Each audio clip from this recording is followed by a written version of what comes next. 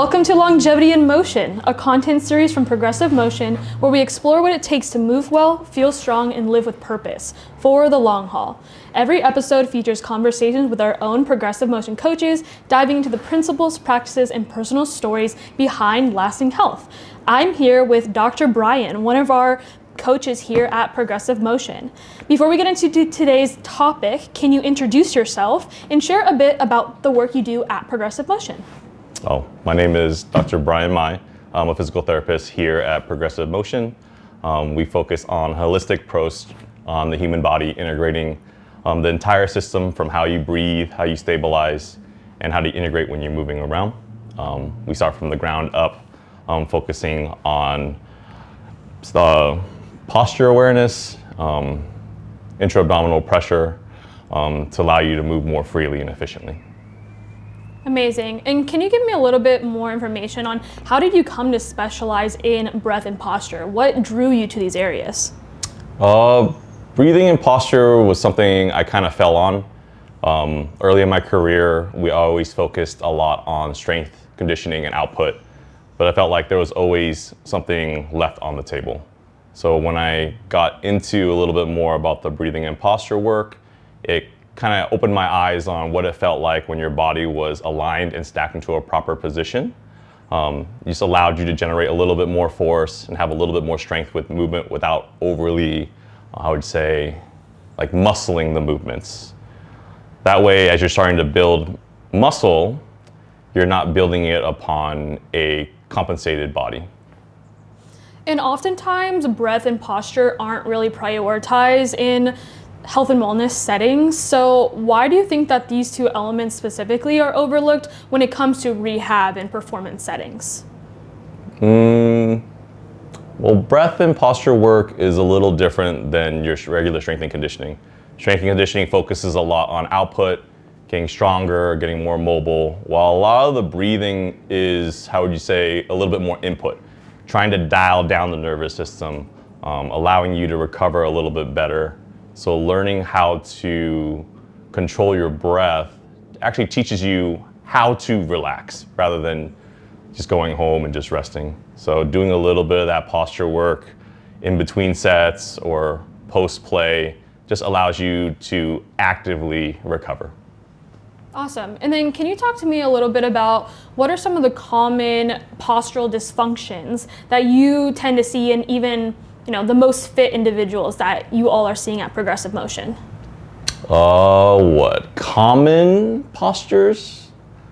Well, there's a lot of different ones. So you see people that come in with large rib flares. Anterior pelvic tilt is always the biggest one that people always talk about, but they're just positions. The issue with posture is that most people can't get out of the posture that they're in. So it's the variability of being able to switch from one posture to the other. So if I see someone come in that they're overly extended, I'm just teaching them how to flex their body a little bit more and then maybe add a little bit of load. But most of the time, once I get them into more of that flex position and we introduce some sort of load, they naturally incline back into that extended state. So they're overworking certain tissues and vice versa. But most of the time, we're always seeing that overly extended just from people sitting for too long, and then always for athletic performance, if we're not well integrated, we tend to use our backs and kind of go into more extension to allow ourselves to create more force. And then with these common dysfunctions that you're seeing, can you talk a little bit about maybe some of the patients that you see and some of the injuries that are common that are caused due to the lack of proper posture? So usually with any of the posture and breath work and the stacking work is usually with people that typically have more chronic issues. So stuff where you have lingering back pain that's been going on for years, or it's off and on, that's where we tend to kind of tease out more than just it's a back issue or a hip issue. So it's pretty common. You get it from your average desk worker that sits on the computer all day. You got the athlete, depending on what their athletics are. A lot of times we're seeing more like football, basketball athletes. So now they're lifting weights, getting into more extension, sprinting and jumping, which is more extension, and they're not getting anything to bring them back into more of a baseline. Same thing for The desk worker is just added stress. So now for them, it's a little different. So it's more stress, emails, messages, interactions with people. So for them, the breath work is trying to tone down their nervous system to get them into more of a relaxed state over this hyper-vigilant position. Awesome. Something that we talk a lot about at Progressive Motion is how connected the entire body is to itself, and that's something that we have to educate our patients on quite a bit. So speaking of breath work and posture, can you explain the connection between the diaphragm mechanics and core stability? Yeah, so the diaphragm, it sits underneath your rib cage. So when you exhale, the diaphragm is supposed to dome up and allow your rib cage to drop down. And then when you inhale, it drops down to allow for the ribs to expand and you create intra-abdominal pressure. When you're in an unstacked position where your rib is overly flared and your pelvis is tilted forward, your diaphragm is now not creating that stacked position anymore and just pushing forward, which forces other muscles of your respiration to start incorporating into the breath. So where you feel neck tension, back tension on a daily basis where you're not actually doing anything, you might be using specific muscles that are meant for more higher exertion just for resting and breathing. So when we're in that rehab setting, we're just assessing how your diaphragm functions on where can you expand in certain parts of your body, can you breathe from one side to the other. If you can't, then you might be using other muscle tissues to help with your respiration. So in order for us to bring you back down to a baseline, we start with a couple drills that typically need to be practiced on a consistent basis to get it more hardwired into your body. Awesome. And then how does posture affect everything from movement to recovery to nervous system function? Can you walk us through that? Posture from, say that again? From movement to recovery to nervous system function. Movement to recovery to recovery. Okay. Well, your body is aligned just to kind of fight against gravity. So if we're thinking about your posture for movement is just fighting against gravity. So if you're overly arched, overly flexed in certain spots of your body, you're not in an aligned state. So now you're stressing certain parts of your body more than the other. So if you're hunched forward, heads forward, then the upper part of your neck is going to be taking more of that load. You won't be feeling it initially, but it's over time and over years that you're going to start feeling some of these compensations. And then the question now is, can you get out of that particular posture to allow yourself to line up? From a recovery standpoint, it goes the same thing, where we want to be able to get out of the posture. So if you're in more of a extended posture to perform and create athletics, great, use it. But then now when you're done playing, can you get out of that particular posture to allow for other muscle tissues to turn on so the ones that you're training can relax? Great. And then what are some of the signs that someone's breathing pattern is actually working against them? Okay, so that's what we talked about earlier, right? Where if you're in an overly extended state and your breathing mechanics are a little bit off, then it's more of that shallow breathing, that that suffocative kind of breath. Typically when they're breathing, you can see their neck tighten up, shoulders start to elevate. Those are where we're just observing how they're breathing in certain positions. So we'll kind of do some easy ones where it's just like you're lying on your back and then just watching them breathe. So seeing where they are. But from there, if it's overly compensating, we're trying to ask them now, can they make that adjustment? If not, then we need to figure out how deep is that compensation's been going on for, and how to get them a little bit, I don't know how you describe it, is with the muscle compensation, in order for them to tone down the compensations, they need to breathe a little bit more efficiently. So in order to breathe a little bit more efficiently, we have to start utilizing our diaphragm a little bit better. And then when a client comes in and sees you at Progressive Motion, what does that evaluation process look like? So how do you evaluate breathing in a performance context or in a clinical setting? What is that? Can you walk us through what that looks like? Well, for the beginning of an evaluation, breathing is not always going to be the first part of the evaluation. It's really about why they're there to begin with. We want to know what's going on, what they've done for it, what's helped. Have they done any kind of breath work or postural work first? And then we can start diving into where the assessment would be. But most cases, we'll check the breathing halfway through the evaluation, because I'll usually check breath work and postural stabilization for like back, shoulders, hips, ankle, like everything. But initially, if they're coming in for something specific for like a hip or a shoulder, we'll address locally if there's any structural issues going on there. So if there's no structural issues going on, we want to go deeper into the chain. So why are you feeling symptoms in an area that might be overworked, but there's no tissue irritation? There might be range of motion limitations that could be compensated from either like an overly extended back or that forward head posture. If we can adjust the posture and that increases their range of motion, we need to start re-emphasizing and grooving those positions more so they can have more access to their mobility. Cool. Now I want to dive more into how to make corrections that maybe people are noticing themselves, or they go and they see a coach like yourself and are told posture is a bit off, breath work is working against you. So let's talk about both breath work and posture separately. What are the first corrections or cues that you typically start with for both?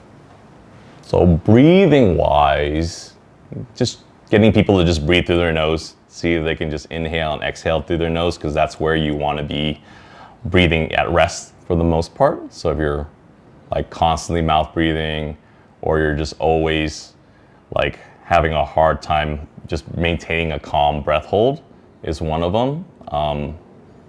One test that we typically do is just like a basic Bolt score. Bolt score would be just your ability to like tolerate CO2 buildup. So you take a couple breaths and then you would exhale and then you just pause. Your goal is to kind of get to like, I forget what the number was, but it's around like 15 to like 30 seconds or so. But most of the time, if you're having a hard time utilizing your diaphragm and maintaining your breath, then you're only going to be able to hold it for maybe like 5 to 10 seconds. There's a lot of other stuff beyond that. Being able to breathe into the belly, so learning how to expand three-dimensionally to the belly. Can you create proper pressure? So from the breath work standpoint, is can you just allow yourself to expand and allow your abdominal and chest cavity to move up and down? So the basic one where you're having one hand on your chest and one hand on your belly, being able to breathe, allowing the belly to lift and chest to come together and then back down. If you're having faulty breathing patterns, then it's just going to be more of just a chest excursion rather than the lower part. Posturally, if we're going to check your ability to create intra-abdominal pressure, is just being able to expand three-dimensionally with inside of your core. And it's not just holding your breath and like pushing out like most people typically think. You should be able to do it without the breathing. And then while you're maintaining that tension, you want to breathe in and allow the core to, how do you describe, contain all the air that you're building, and that's how you're building pressure. But once you do it properly, you'll feel your core start to work like crazy when you get it right. And that in itself can be just the core exercise. And that's where we usually start with for a lot of people. And then we'll build upon just getting the basic movements in of, marching, bridging, getting them standing up to squatting, lunging, running, and all those other patterns. Great. And then for someone who is trying to rebuild a lot of these foundations, or maybe they didn't have a lot of these foundations in the first place, how does someone go about rebuilding these for both breath work and for posture without feeling too overwhelmed? I mean, you start with the basic drills like what we talked about, but feeling it is the hardest part. So you could watch a video and like observe it, but being able to actually feel it for the first time is a big one. Once you can get that dialed in, then it's just repetitions. So pick some easy movements that you can start training into to allow yourself to feel the right position and feel the stack of the rib cage and the pelvis underneath you. And then you can start utilizing it in your training. It doesn't mean that you can't train. If you're training already and you're not having any pain, then keep doing so. But if you're feeling like achy parts of your body after you're done working out, then you might want to go back into the postural work to allow yourself to recover. So just making sure that you're just training a little bit smarter and not overly compensating and feeling aches in certain spots that you don't want to, rather than targeting the muscle group that you're working out. Great. And then what are some progress indicators for people who are rebuilding those foundations? So what does this look like when someone starts focusing on the basics? So when you're able to focus on the basics, you just feel a little bit lighter. Your movements are just a little bit more efficient. You can feel a lot stronger without having to exert yourself as hard. So being able to stack yourself properly, you're using your body fully rather than just using one particular muscle to do the particular movement. It depends on where you're at. So if you're specifically just going bodybuilding and you're trying to target a specific muscle only, great, that's what you want to do. But as we're doing stuff in a rehab setting, we're trying to connect the dots from like your legs to your upper body. So that posture foundation of being able to create intra-abdominal pressure just connects the dots between the top half and the low half. So it moves into how you walk, how you run, sprint, those type of things. And that's what we're looking for more movement efficiency rather than just specifically muscle hypertrophy. Great. Okay, great. And then before we part ways with our viewers and our listeners, if you could summarize why, when people are rebuilding the basics, why should breath and posture be their first step? Well, breath and posture is the foundation of your body. So if you're not able to create a proper anchor or ground yourself into the floor, your body will find some other way to create that. So either you're going to extend or kind of come into other muscle groups to compensate.